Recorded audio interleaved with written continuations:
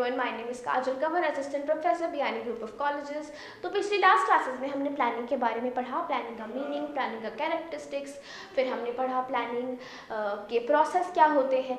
आज हम पढ़ने वाले हैं टाइप्स ऑफ प्लानिंग कि जब हम प्लान करते हैं तो अलग अलग टाइप्स होते हैं उसके भी, ठीक है। तो हम आज चालू करते हैं अपना topic, that is first is corporate planning बेटा। तो कॉर्पोरेट प्लानिंग यानी कि इसके नाम में ही आ रहा है कि कंपनी की प्लानिंग है, तो पूरी बड़ी कंपनी की जो प्लान होगा यानी कि वो प्लान जो पूरी कंपनी का ही है, that is a master plan.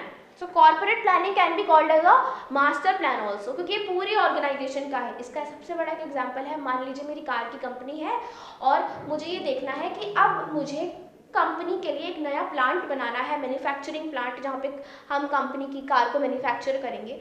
तो ये डिसीजन बहुत बड़ा है और पूरी कंपनी का डिसीजन है ये। Now that decision will come in corporate planning. तो ये लॉन्ग टर्म होता है कॉर्पोरेट प्लानिंग डिसीजन।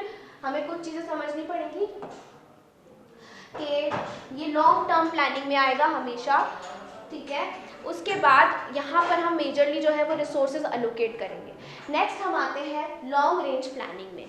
तो long range planning basically is जो 5 साल से ज़्यादा के लिए होगी प्लानिंग, जो कंपनी प्लान करेगी 5 साल से ज़्यादा के लिए, that will be a long range planning, ठीक है। इसमें हम फ्यूचर की सोच के चलते हैं, आगे के 5 years लेटर का।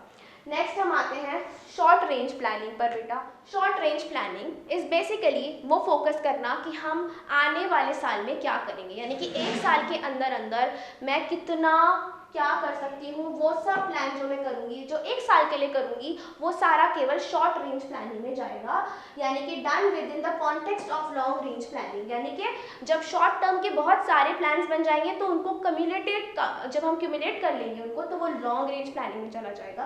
सो लॉन्ग रेंज प्लानिंग को अगर हम तोड़ देंगे तो वो शॉर्ट रेंज प्लानिंग में आ जाएगा।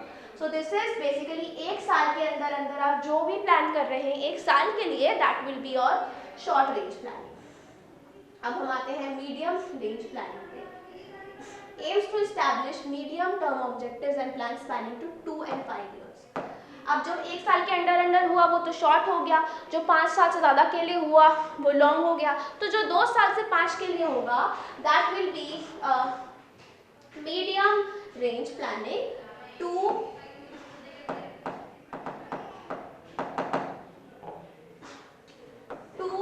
5 years ऑफ प्लान। हमें ये ध्यान रखना है कि शॉर्ट टर्म क्या हुआ with in 1 year, 2 to 5 years कौन सा हुआ मीडियम रेंज, और 5 years से ज़्यादा पे अगर हम गए तो वो हो गया बेटा हमारा लॉन्ग रेंज प्लानिंग। अब हम नेक्स्ट करते हैं, ये तो टाइम फ्रेम के हिसाब से जब हम डिवाइड करते हैं प्लानिंग को, तो ये उस हिसाब से है। अब हम आगे चलेंगे, प्लानिंग को और भी तरीके से हम डिवाइड कर सकते हैं, जैसे कि 5th है हमारा स्ट्रैटेजिक प्लान या फिर strategic planning. Strategic planning is basically बड़े पिक्चर पे अपनी कंपनी को आगे चलता हुआ देखना कि आगे हमें कौन से रिसोर्सेज मिलेंगे, आगे हमारे कौन कौन से कॉम्पिटिटर्स हो सकते हैं, आगे हमें क्या क्या अपॉर्चुनिटीज़ मिल सकती हैं। तो बेसिकली आने वाले टाइम में मैं अपने कॉम्पिटिटर्स से आगे क्या कैसे रहूँगी, वो सारा कुछ आएगा हमारा स्ट्रैटेजिक प्लानिंग में। तो इसमें आप देखिए ओवरऑल एनवायरनमेंट को जज करेंगे कि मेरे आसपास क्या चल रहा है, क्योंकि मुझे तो सबसे आगे रहना ना डेफिनेटली, तो हमें हमेशा अपने आसपास देखना पड़ेगा। स्ट्रैटेजिक प्लानिंग इज बेसिकली अपने आसपास के एनवायरनमेंट, अपने कॉम्पिटिटर को देखना कि बेसिकली हम उनसे आगे रहें, कॉम्पिटिशन में हमेशा एडवांटेज में रहें, हमें ये ध्यान रखना है।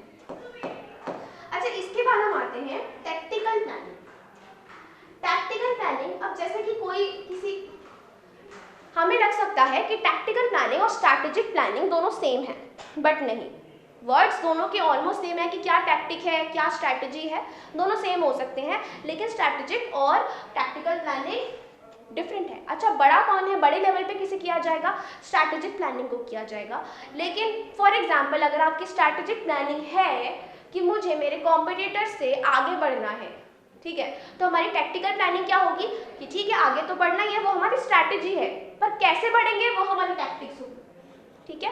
तो टैक्टिक्स आगे कैसे बढ़ेंगे, फॉर एग्जांपल मुझे मार्केटिंग नहीं करनी पड़ेगी, मुझे मार्केटिंग अच्छे से करनी पड़ेगी, मुझे अपने प्रोडक्ट को थोड़ा बहुत बदलना पड़ेगा, थोड़ी क्वालिटी चेंज करनी पड़ेगी, थोड़ा कंज्यूमर को के फीडबैक पे ज़्यादा ध्यान देना पड़ेगा, तो ये हमारी टैक्टिक्स हो सकती है।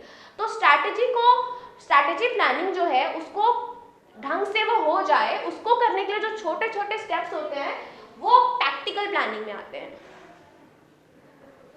अब हम चलते हैं next, that is next we have is operational planning. Okay, so operational planning is basically yes, operational planning यानी कि हम जब एक ऑर्गेनाइजेशन में होते हैं तो हमें डे टू डे का काम भी देखना पड़ेगा, तो उसके लिए भी प्लानिंग करनी पड़ेगी। तो जो डेली हमारा काम चल रहा है, मतलब लॉन्ग टर्म अलग चल रहा है, शॉर्ट टर्म अलग चल रहा है, एक साल के लिए अलग प्लान्स चल रहे हैं, पर डेली भी तो कुछ काम चल रहा है, वो डेली के लिए भी जो प्लानिंग करनी पड़ेगी वो सारी बेटा हमारी आएगी ऑपरेशनल प्लानिंग में।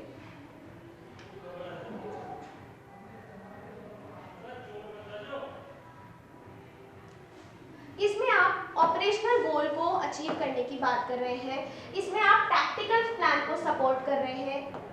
टैक्टिकल प्लान क्या थे? जो हम स्ट्रैटेजी के लिए हमने छोटे छोटे प्लान्स बनाए थे, अब हम छोटे छोटे प्लान्स को अचीव करने के लिए जो हम डेली मेहनत करेंगे, जो डेली प्लान्स करेंगे, वो आएगा बेटा ऑपरेशनल प्लानिंग में। ठीक है, तो बेसिकली डेली हम मीटिंग स्केड्यूल कर रहे हैं फॉर एग्जाम्पल, या फिर हम डेली में जो भी काम कर रहे हैं, जो भी उसके लिए प्लानिंग हो रही है, वो हमारी ऑपरेशनल प्लानिंग में आएगी बेटा। ऑपरेशनल, ऑपरेशन से ही हमें समझ जाना चाहिए कि डे टू डे वर्क की बात हो रही है। नेक्स्ट हम करते हैं लेवल्स ऑफ प्लान।